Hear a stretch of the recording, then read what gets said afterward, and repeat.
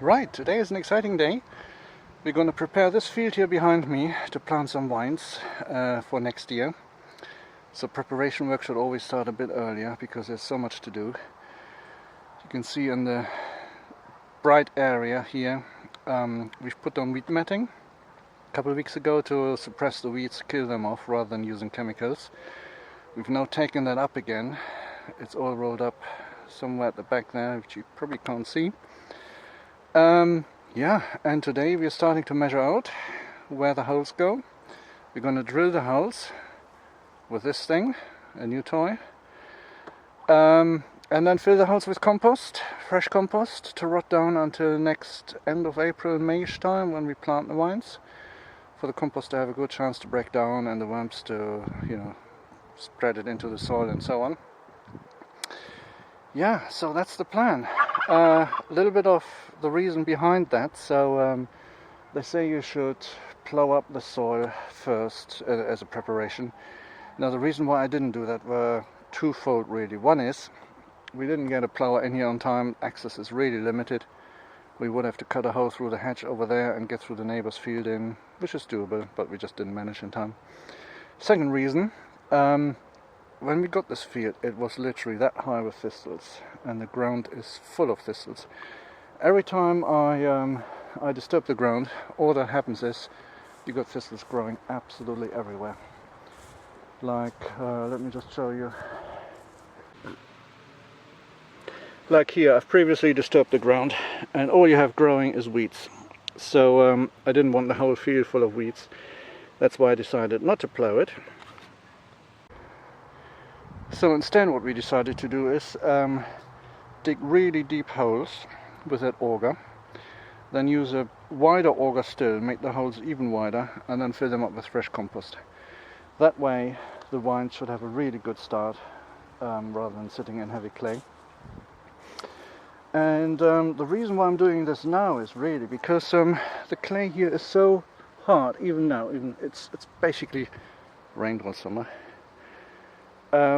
If you're trying to do that in spring, after a whole winter of rain, it's just a mud bath here. You can't even walk without the stuff sticking on your shoes. The tractor won't get up here, it will slip. It's just going to be a nightmare. So I'm preparing that now, and to be ready for spring. So one other thing we've done to help the severe clay situation, we dug down French drains last year. So the main drain is this black line here. Reason why it's black is because we were running out of a bit of a soil, and I filled that up with compost to make it level, and then having basically a herringbone pattern going either way. That drain ends up over there. There's a pump in the ground which will pump it all the way back up to these ICB containers. So there we've got 3 ICB containers. The pipe is a little bit short, comes out of the ground there. I need to extend that, fill up the rainwater that we gather at the bottom of the field, pump it back up in here, and then when we need it later in the year, water the vines. That's the plan, at least. Right, what we have already done is set out the spacing. So we went for 2.10 m between the rows, which is slightly narrow, but it's enough for us. We don't need to get in here with a big tractor. It also helps the microclimate. It would be slightly warmer if they're closer together, but you can't get too close because otherwise one row will shade the next. So 2.10 m, that's what we went for. And so in between the vines we went for 1.60 m, which is 80 centimeters. So a vine can grow from, where is it, from that hole 80 centimeters this way, 80 centimeters the other way, until it meets the next one. And yeah, that again seems to be a nice compromise. You can go closer, you can go wider, but why push the limits? So we started measuring out on one side of the fence, put the measured 2.10 m between the rows, put a marker in the ground, as you can see, We've done that everywhere. Now what needs to be done is measure out the 1.60 m. We've got a 50-meter row here, and because mental math on the go is probably not my strength, so I've marked the tape where the holes go. So the first hole is 80 centimeters from the end. This is obviously only needs to go 80 centimeters this way. And the next one then is at, what is this? 2.40 meters. And so on. So we just roll this tape out and then mark where the holes go underneath the yellow line that we span across here to make it exactly straight, and then we start digging. So I'm at the bottom again. I've rolled it out to up there, 50 meters, and now let the marking begin. So the important bit is obviously mark underneath the line, not where the tape is, because it wanders all over the place. But then again, it's not that critical because the hole is pretty big, and you can always move the vine once you've planted it slightly one side or the other.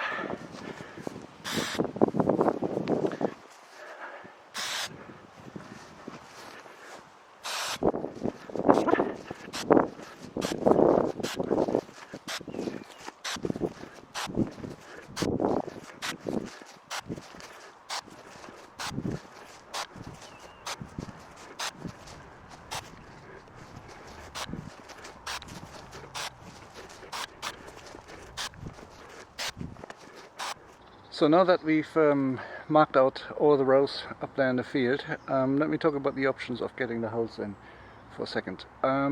We basically have three options. One is manual with a spade, but that's a lot of hard work and you don't get very deep. Or the other two options we have is this basically. So you have a petrol auger 2-stroke with a thin auger and a thicker one, or you have the tractor auger, thin one and bigger one. Now, when would you use which one? If you have your field plowed up nicely and it's very soft and you're only going to go down like 20 centimeters or so, this petrol auger really is sufficient. You can drill the hole with a small one first if you want to, use a bigger one afterwards, and it'll be fine.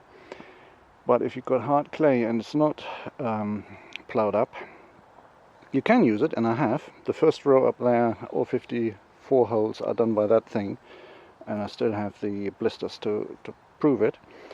But it's a lot of hard work, and there's several drawbacks with this one, so let me walk you through this. First one really is, I don't know if it's too much of a drawback, the exhaust is up here. Obviously there is this pointy device to draw the exhaust back here. But you're basically holding on to this for dear life, because if it hits something, and it's a second drawback, it'll really jerk around. So you gotta hold this. By the time it's halfway down into the ground, your hat basically hangs here, right above the exhaust.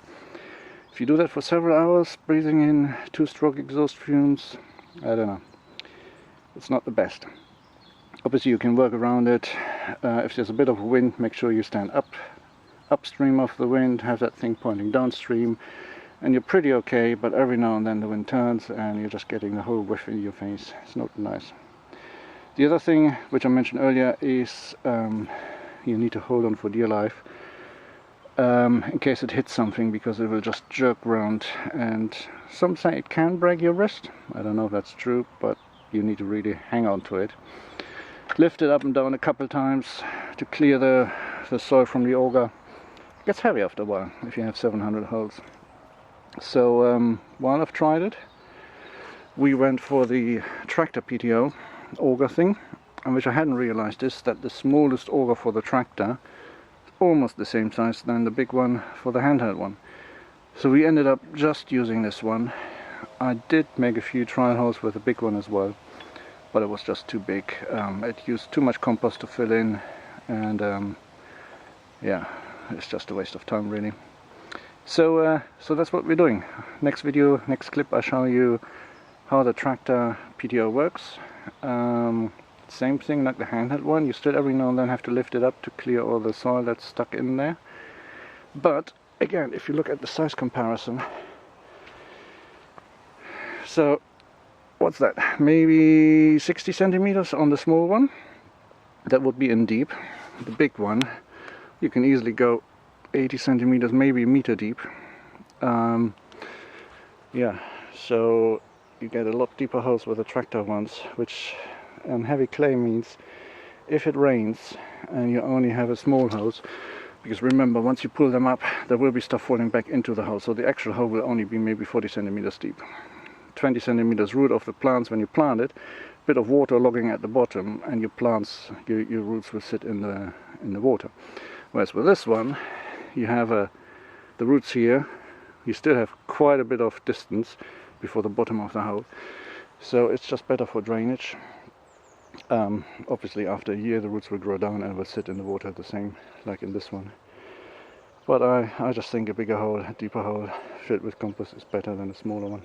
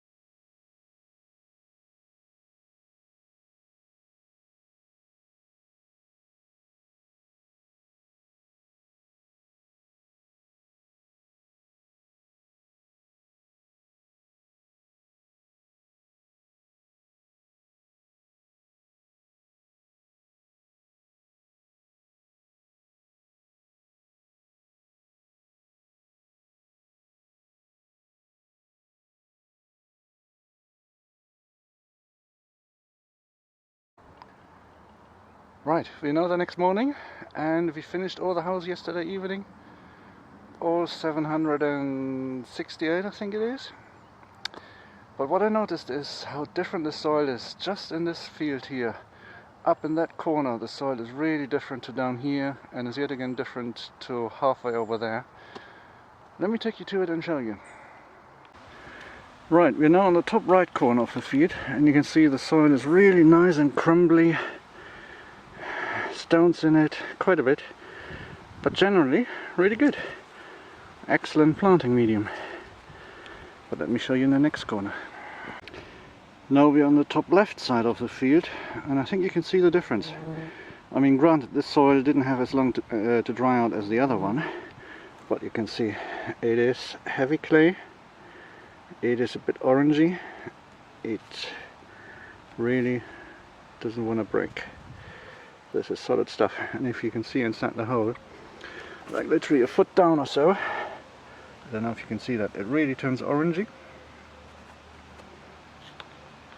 Here's another hole not far from it, which I've drilled for some reason at an angle, so maybe it's easier to see. Like from there on downwards, it's really turning orange. As you can see from these crumbs up here, a lot more orange than the topsoil. So now we're about halfway down the field, and you can see the orange is gone. I mean, it's still heavy-ish clay. It's still absolutely rock solid. Almost can't break it. There's still a change in color halfway down, and maybe the camera picks it up more. But it's definitely not orange as it was up there.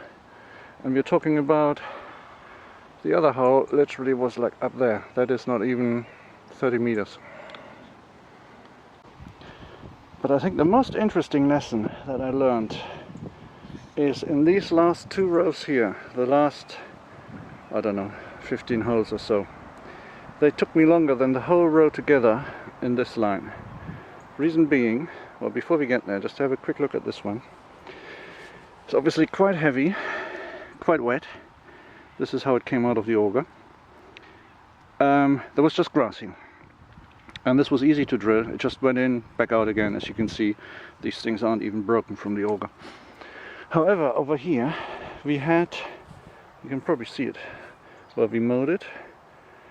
This wildflower meadow extended up to here.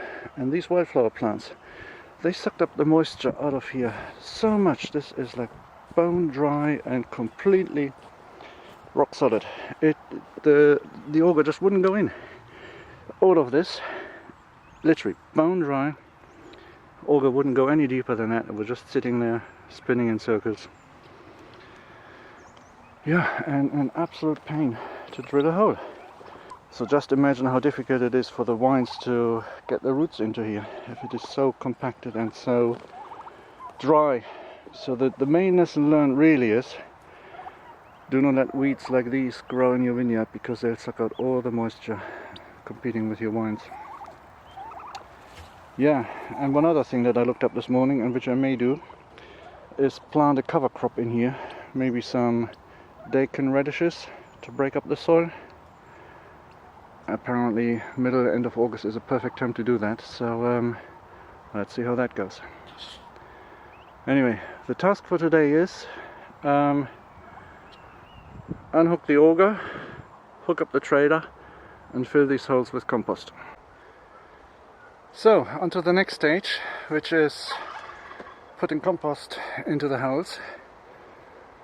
Just fill them up all the way to the top, leave a nice mound, because the compost is pretty fresh and it's still going to collapse a little bit. Yeah, that's a pretty manual activity, shoveling it in. That trailer there is about half a ton, and it's more or less enough for one row.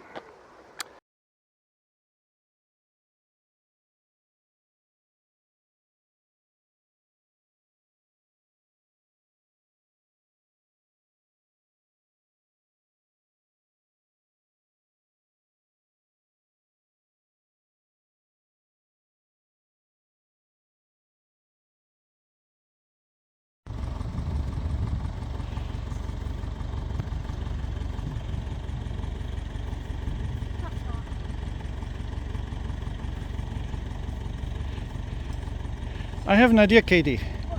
We call that wine Katie. How about that? Why? Why not?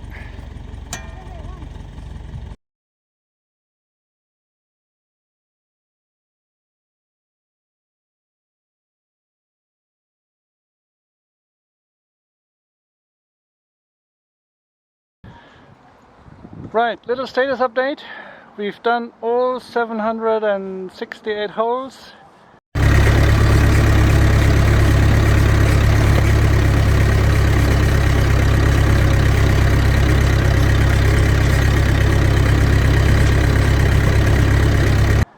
Filled with compost, about 8 tons of them. And my helpers are working hard. There they are. Right. Whoops. I think what we're trying to do next is an idea from Derek, the wine grower. Spread some compost in between the rows.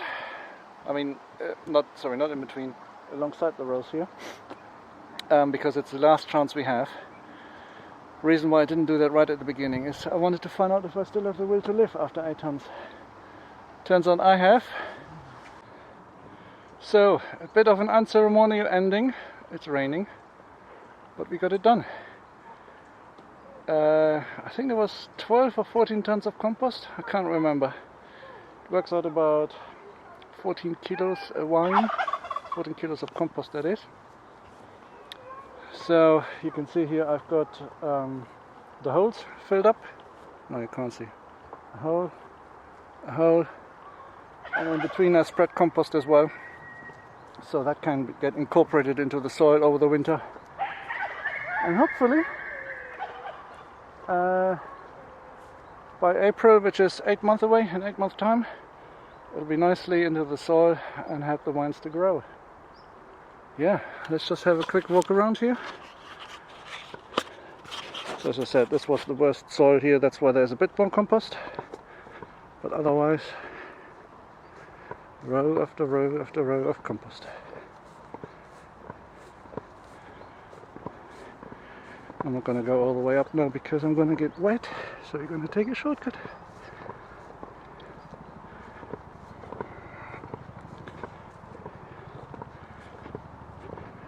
So, until then, thank you and see you next time.